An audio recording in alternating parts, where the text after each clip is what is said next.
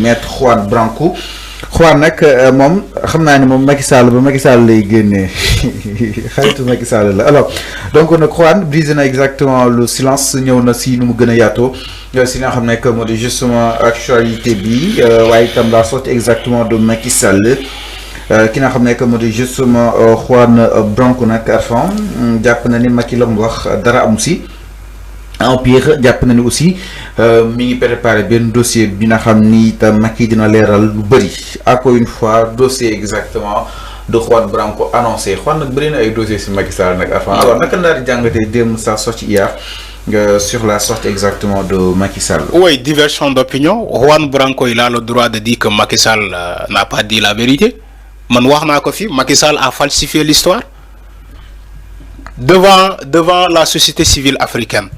Macky a osé déformer l'histoire qui s'est passée au Sénégal. Dagoumala, selon Juan Branco, il a dit que la loi d'amnistie ne couvrait d'aucun des crimes de sang commis sous le régime précédent.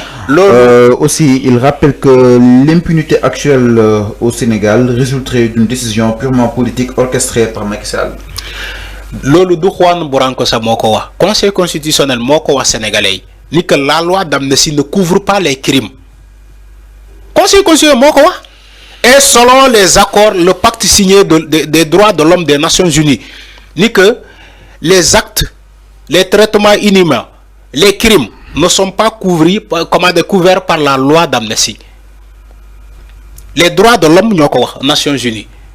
Conseil constitutionnel wahat la même chose. Maintenant, l'union pour juger les crimes.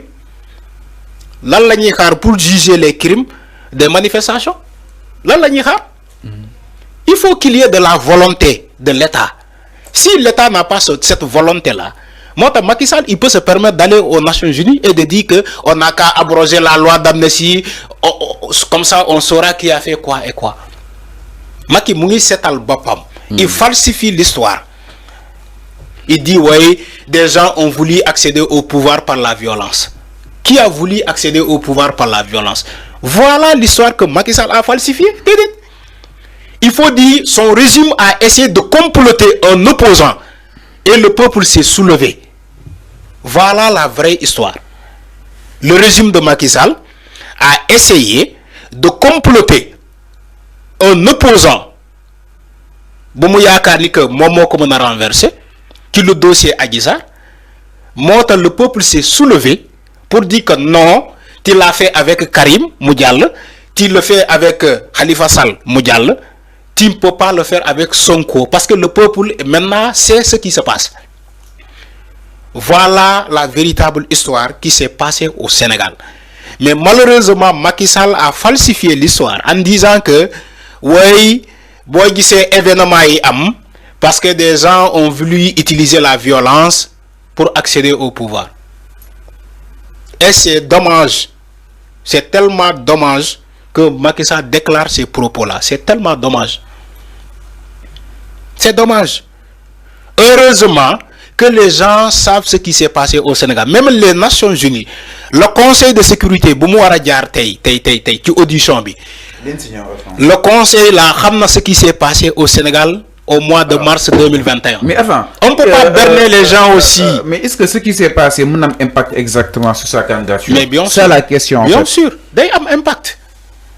Mais pour yow à ton avis audition bi nan la dañuy ñëw ñu ne ko wax ñu kañ nga juddoo noo tudd noo fan nga jaar fan nga jàngee tu crois que audition bi loolu la vous croyez que dañuy ñëw ñu ne Macky Sall waaw devant ça dit que il sera auditionné devant toute une représentation de 193 pays membres de l'ONU. Alors, le dernier audition, mais restons toujours sur Juan Branco.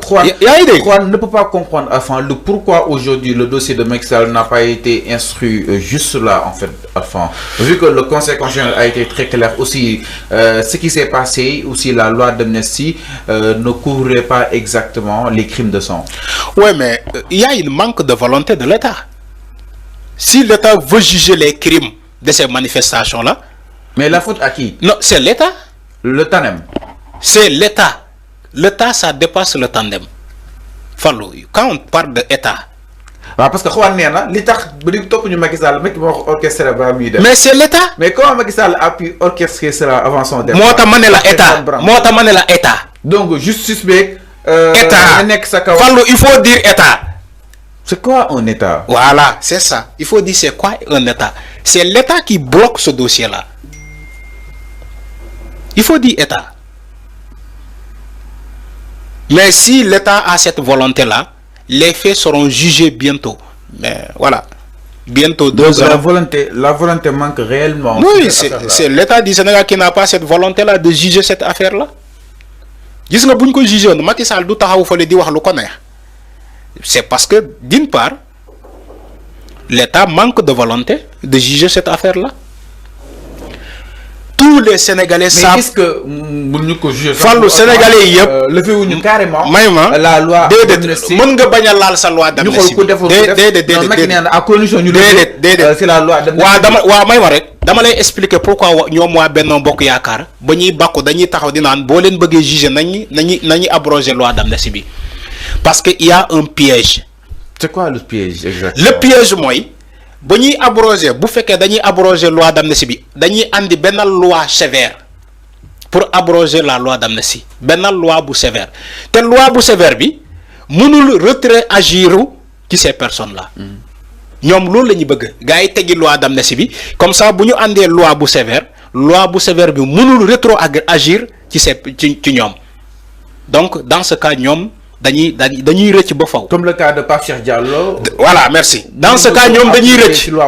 Mais gis nga waa Pastef gis nga les députés qui sont à l'Assemblée nationale loolu la ñu bëggoon dañu bëggoon abroger totalement loi bi mais bu ñu demee ci experts yi boroom xam-xam yi ñoo leen ne boo leen abroger loi d'amnistie bi ngeen andi loi bu sévère dans ce cas ñi ngeen bëgg a atte ñoom dañuy rëcc. Parce que loi bu sévère la nouvelle loi mënul rétroagir ci ñoom piège boobu lañ leen bëgg a tendre moo tax ku mel ni Amadou Ba ñu dem taxaw wax xalaataat ci la ñuy wax di abrogation partielle parce que bëgguñu ñële ñu rëcc mais ça c'est pas le débat mooy le Conseil constitutionnel ci les considérants 10 xawma combien ces considérants là la ñu ne ni que loi d'amnistie bi couvrirul les crimes on peut juger les crimes léegi pourquoi l'État ne peut pas juger ça c'est la question dont les Sénégalais se posent pourquoi l'État n'est pas capable de juger les crimes des manifestations de mars 2021 pourquoi et ce pourquoi là va revenir chaque jour oui Sénégalais loolu la ñuy xaar pour ñu atte loolu les crimes les tortures parce que y a des gens qui ont été torturés nañu atte loolu. loolu sa jarul laal loi d'amnistie bi jarul laal loi d'amnistie bi mais bien sûr il a raison loolu jarul laal loi d'amnistie bi bu fekkee am nañu volonté état am na volonté juger les crimes jarul sa laalu loi d'amnistie bi jaruñu ko laal nañu atte rek. nañu atte loolu parce que les familles des victimes eux ils sont là-bas en train d'attendre